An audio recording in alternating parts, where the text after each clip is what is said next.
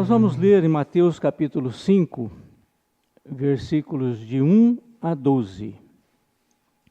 É um texto bastante conhecido, já foi pregado aqui várias vezes, mas nós queremos usar esse texto apenas como um pano de fundo para vários outros estudos que vamos fazer, pegando cada assunto e procurando se aprofundar nesses assuntos, navegando pela palavra. Então vamos ver Mateus capítulo 5, versículo 1. Vendo Jesus as multidões, interessante essa expressão, vendo Jesus as multidões. Em Mateus capítulo 9, versículo 36, ela aparece também.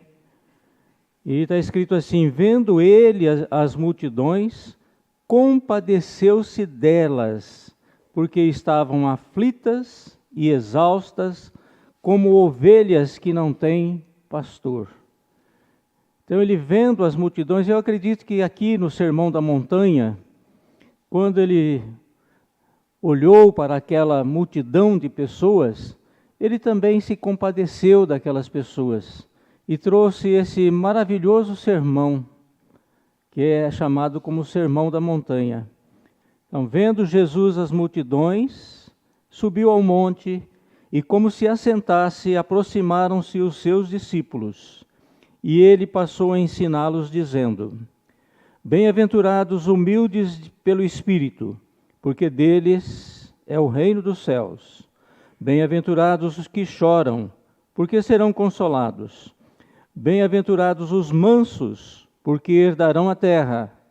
Bem-aventurados que têm fome e sede de justiça, porque serão fartos.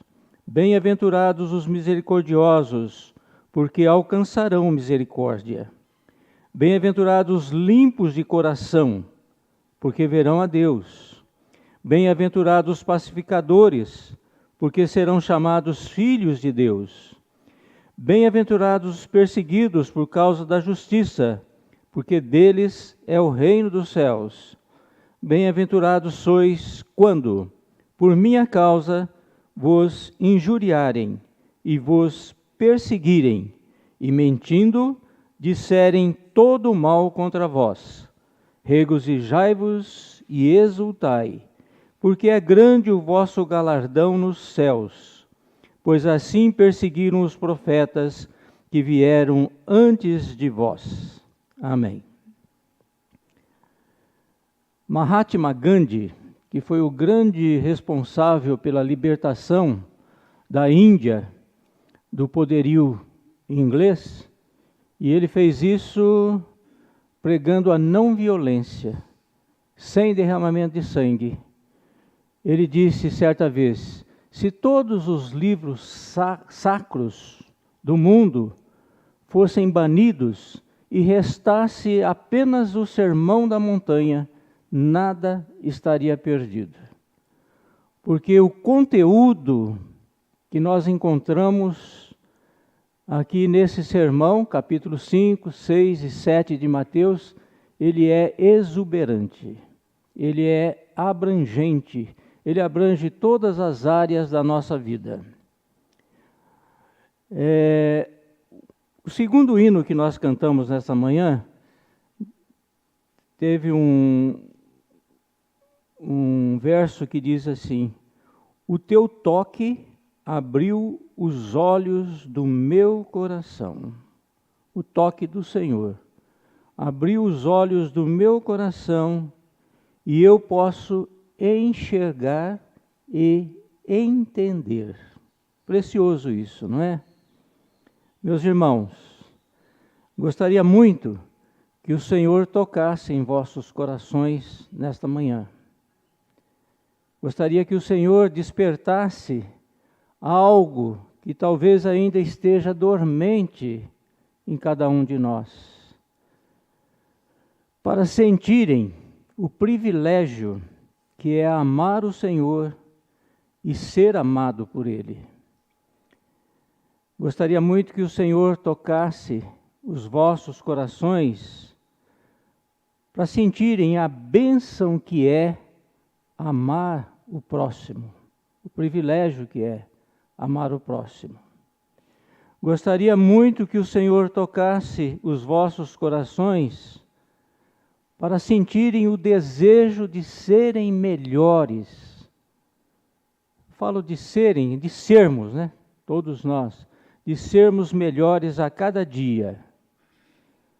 Gostaria muito que o Senhor tocasse os nossos corações para nos sentirmos bem-aventurados, felizes, felizes, felizes para sempre. É isso que significa bem-aventurados. Felizes, felizes, felizes para sempre, pela fé que nós professamos e pelo caminho que nós seguimos.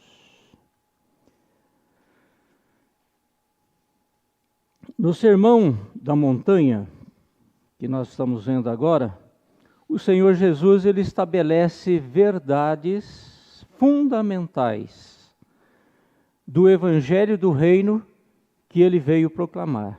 Ele veio para proclamar um novo reino e ele proclamou esse reino através do Evangelho. Mas é interessante notar que ao anunciar essas verdades preciosas, verdades fundamentais e preciosas para as nossas vidas, para o desenvolvimento espiritual de qualquer pessoa, ao anunciar esse Evangelho e as boas novas, as boas notícias de salvação, ele entra em conflito com a tradição judaica do seu tempo. Então nós pensamos que às vezes o conflito ele deve ser evitado, mas nem sempre. Não em prejuízo da verdade. Se a verdade tiver que ser anunciada, a verdade deve ser anunciada, mesmo que ela cause conflito. Foi o que o Senhor Jesus fez. A última palavra do Antigo Testamento é maldição. E a primeira palavra do grande sermão, do primeiro grande sermão que o Senhor Jesus faz é bem-aventurados, felizes, felizes para sempre. Nesse sermão, nós podemos dizer que o Senhor Jesus ele apresenta um padrão de vida que contraria tudo aquilo que o mundo aceita ou pratica. É conflito também com o mundo. É um padrão de vida, o padrão que ele apresenta aqui é um padrão que resulta em alegria e paz. Se nós colocarmos isso em prática, nós vamos colher alegria e paz. A paz que o mundo não entende, a paz que o mundo não pode dar. João 14, 27 diz, o Senhor Jesus disse, deixo-vos a paz, a minha paz vos dou, não vou-la dou como o mundo a dá. Essa é a paz que o Senhor Jesus Cristo nos oferece. Ele passou por muitas provações, e quando ele disse essas palavras, ele estava sendo perseguido, mas ele podia estar em paz. E essa paz que ele tinha era tão grande que não era só para ele. Ele oferecia essa paz para todos aqueles que seguissem os seus ensinamentos, que confiassem nele. Paulo, escrevendo aos Filipenses, capítulo 4, versículo 7, ele diz, e a paz de Deus, que excede todo entendimento, guardará o vosso coração e a vossa mente em Cristo Jesus. A paz de Deus que excede, que vai além daquilo que nós podemos compreender. Quer dizer, não é a paz que o mundo oferece, é a paz divina, a paz espiritual. Há séculos que as igrejas, vamos dizer, as igrejas cristãs, né, elas se acham divididas. Nós sabemos muito bem disso, das divisões que existem. E isso é um grande empecilho para as pessoas que não ainda que não conhecem o Senhor Jesus Cristo. Essa divisão que existe entre as igrejas cristãs. E elas se acham divididas por determinados dogmas que elas identificam como doutrina. São doutrina. E essa doutrina, ela traz as divisões. No entanto, seria possível evitar todas as polêmicas, todas as controvérsias, se todos os setores do cristianismo, todas as igrejas que se dizem cristãs, fizessem do Sermão do Monte o seu credo único e universal.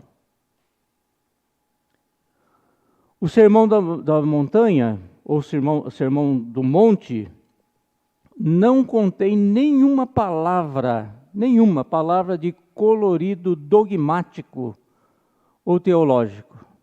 Ele é integralmente espiritual. É Deus falando aos nossos. Não é uma regra, não é uma norma, é um ensinamento de vida. Podemos dizer também que o Sermão do Monte não é uma doutrina que o homem deva crer, mas é uma realidade que o homem deve ser. Nós devemos ser isto que o Sermão do Monte prega. O primeiro e maior de todos os mandamentos, todos sabemos qual é: amar a Deus acima de todas as coisas. Isso seria a mística, né? O nosso relacionamento vertical, o nosso relacionamento com Deus. O segundo grande mandamento é amar os nossos semelhantes como a nós mesmos.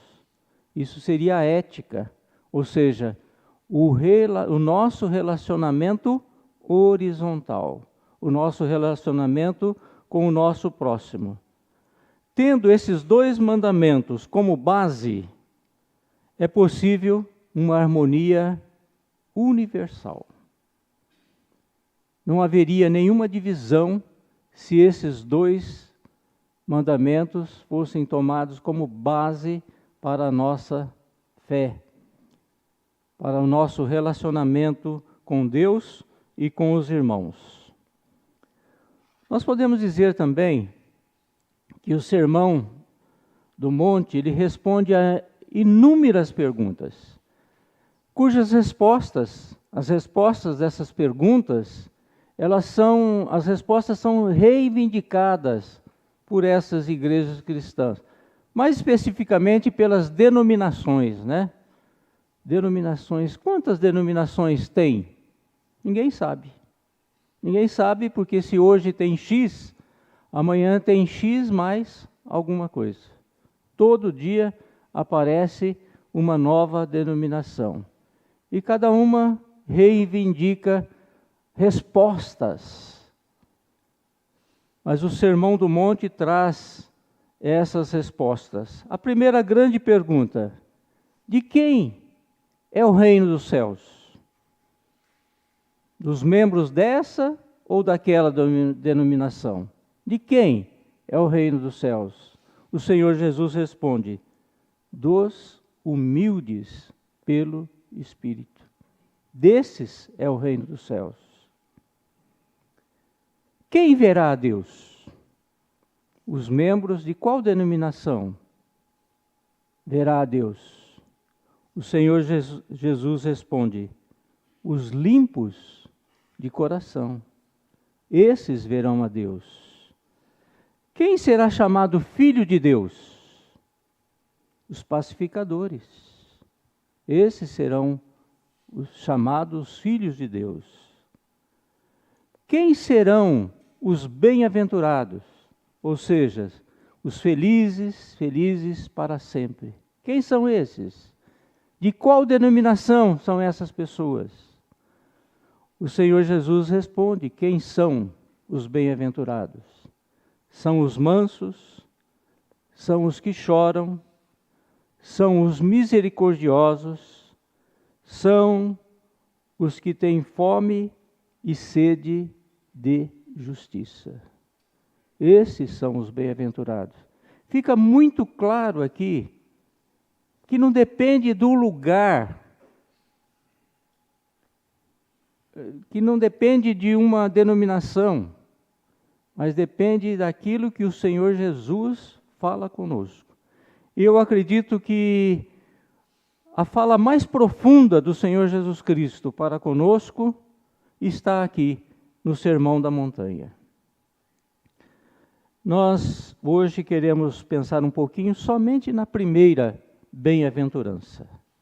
No versículo 3 diz assim: bem-aventurados os humildes pelo Espírito, porque deles é o reino dos céus. Bem-aventurados os humildes, outras versões falam os pobres, né, pelo Espírito, porque deles é o reino dos céus. O segundo hino que nós também cantamos, que foi muito bem escolhido nesta manhã, o segundo hino ele disse assim: se eu me humilhar diante do Senhor, diante do teu altar, e sacrificar aquilo que mais me custa, tu inclinarás os teus ouvidos ao meu clamor. Se eu me humilhar, a necessidade da humildade. A maioria das versões apresentam esse versículo como bem-aventurados pobres de espírito. Primeira coisa que eu quero dizer é que o Senhor Jesus Cristo não era um pobre de espírito. De acordo com o texto grego do primeiro século, de acordo com a Vulgata Latina, a melhor tradução aqui para esse versículo seria pobres pelo Espírito. Bem-aventurados os pobres, os humildes pelo Espírito. Ou seja, pobres segundo o Espírito. Pobres espiritualmente, voluntariamente dizendo. A ideia aqui é: bem-aventurados aqueles que se fizeram pobres ou se tornaram humildes, movidos pelo Espírito. Se tornaram pobres ou se fizeram humildes espiritualmente, pelo Espírito. Se fosse para usar a preposição de, pobre de espírito, então seria melhor a tradução: bem-aventurados os ricos de espírito, e não os pobres de espírito. Vamos entender assim então: os pobres pelo Espírito, que se fizeram pobres pelo Espírito. Bem-aventurados aqueles que se libertam internamente, espiritualmente, dos bens materiais. Esses são os pobres. Aqueles que se libertam do seu ego são os humildes. Por isso, bem-aventurados os pobres, os humildes pelo Espírito. Se bem que os bens materiais não têm nenhuma relação necessária com as bênçãos espirituais. Jesus está aqui falando sobre a condição de espírito, do espírito, e não da carteira. Ser pobre de espírito é reconhecer cada um reconhecer a própria pobreza espiritual. Como Paulo, que reconhecendo que ainda era pecador, não apenas reconhecendo que era pecador, mas como ele disse, o principal, Paulo reconhecendo que era pecador e muito pecador. Ele grita: miserável homem que sou, desventurado homem que sou. Quem me livrará do corpo desta morte?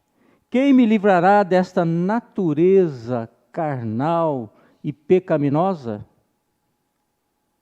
Isso é ser humilde pelo Espírito. Reconhecer a sua verdadeira natureza.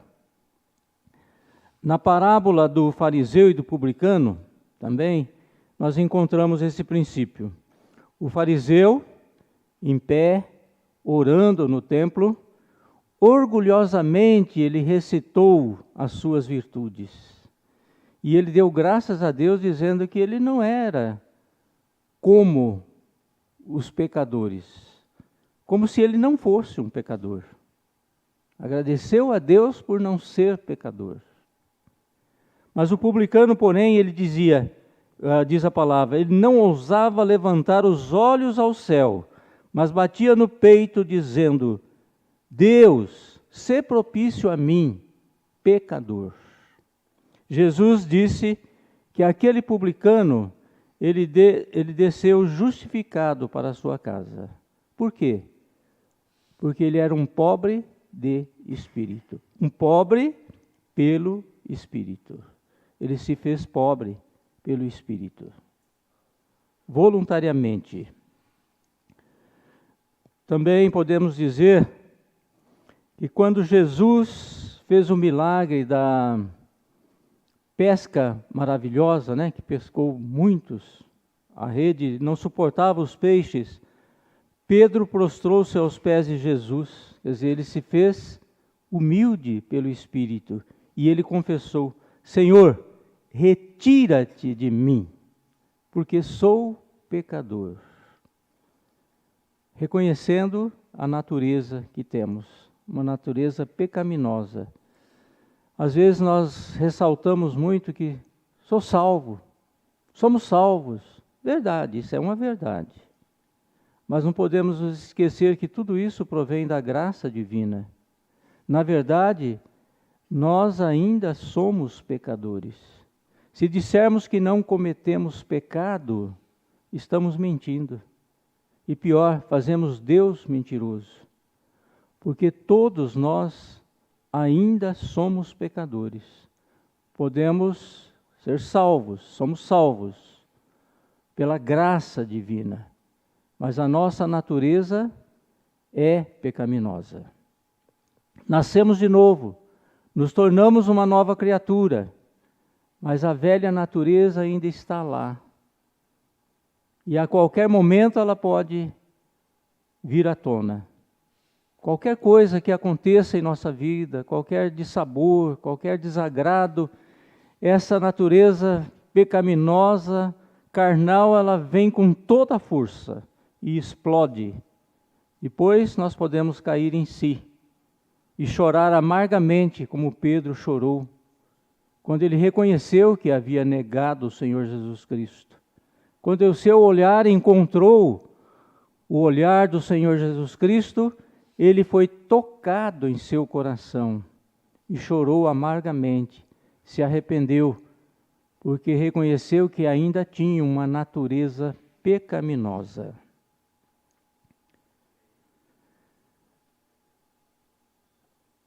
Jesus, ele coloca esta bem-aventurança em primeiro lugar.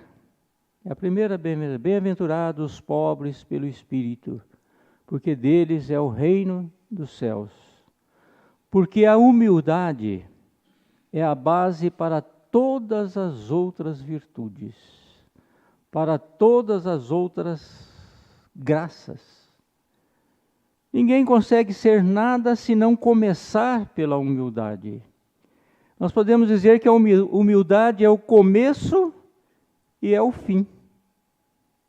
É a última também.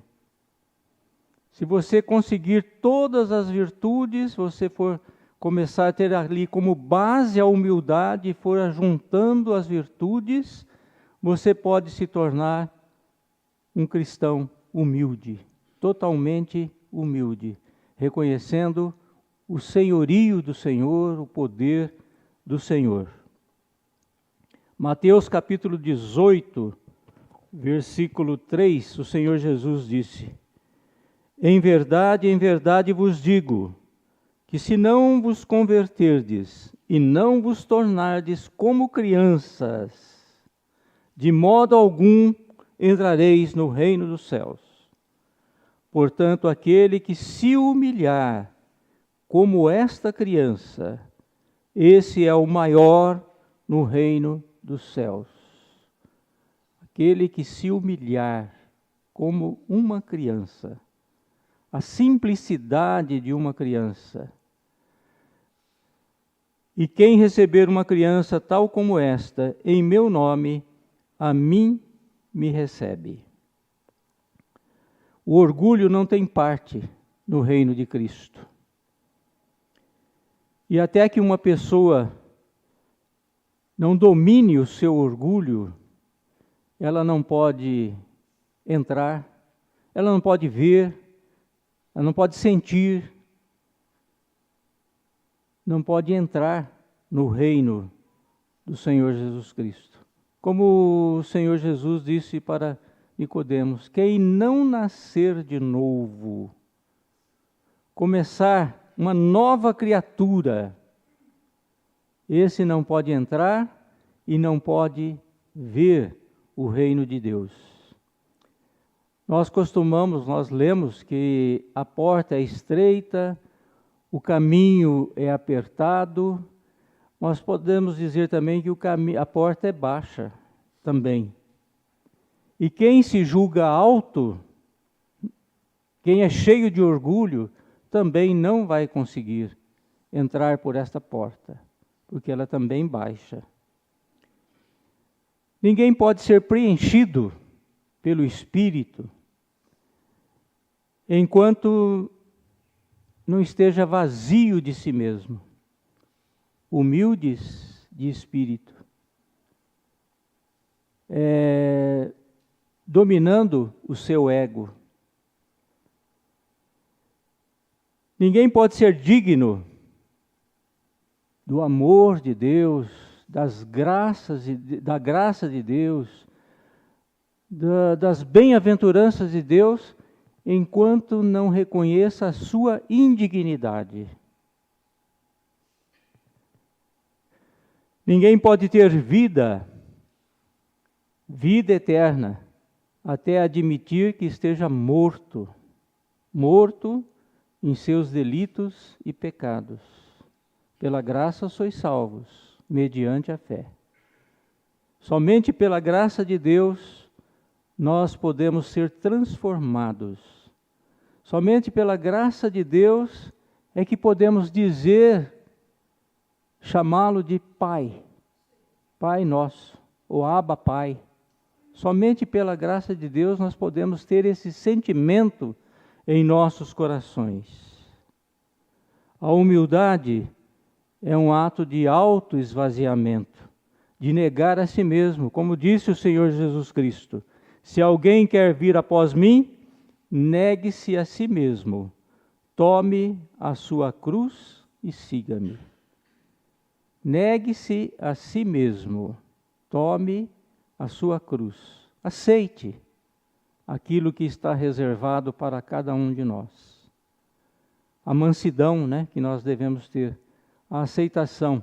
Às vezes nós nos prostramos pelas provações que surgem em nossas vidas, como se não merecêssemos aquilo. Por que conosco? Mas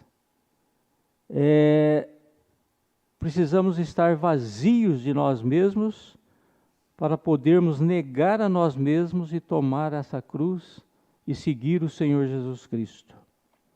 Até não reconhecermos que estamos condenados, ou estávamos condenados, não podemos ver em Cristo um Redentor, o nosso único Redentor.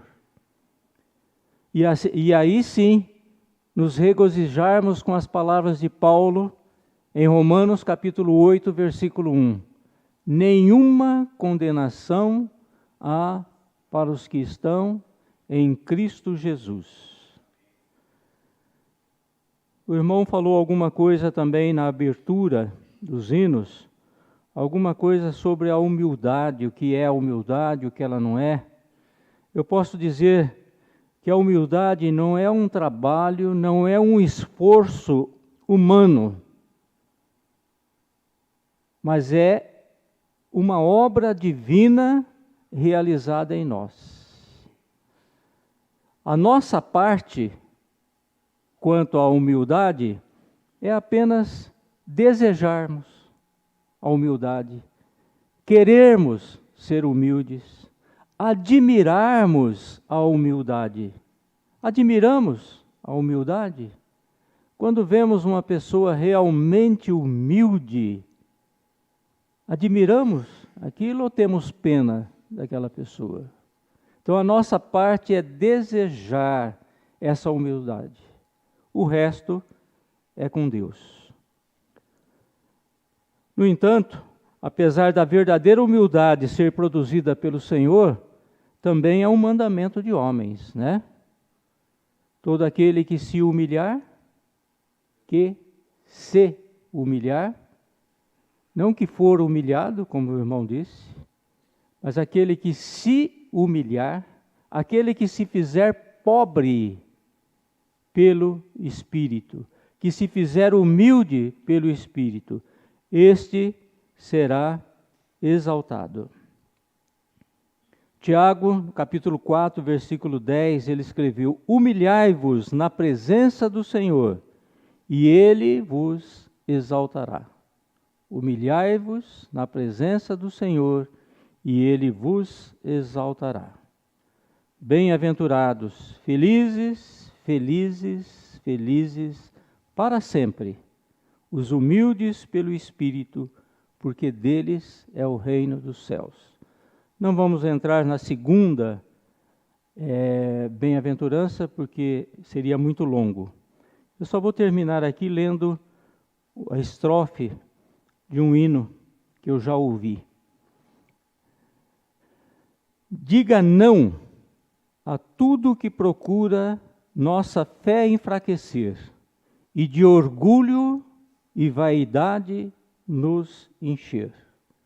Diga sim a tudo que Deus manda, para humildes nos tornar, e de Cristo sempre perto, bem seguros nos guardar. Amém.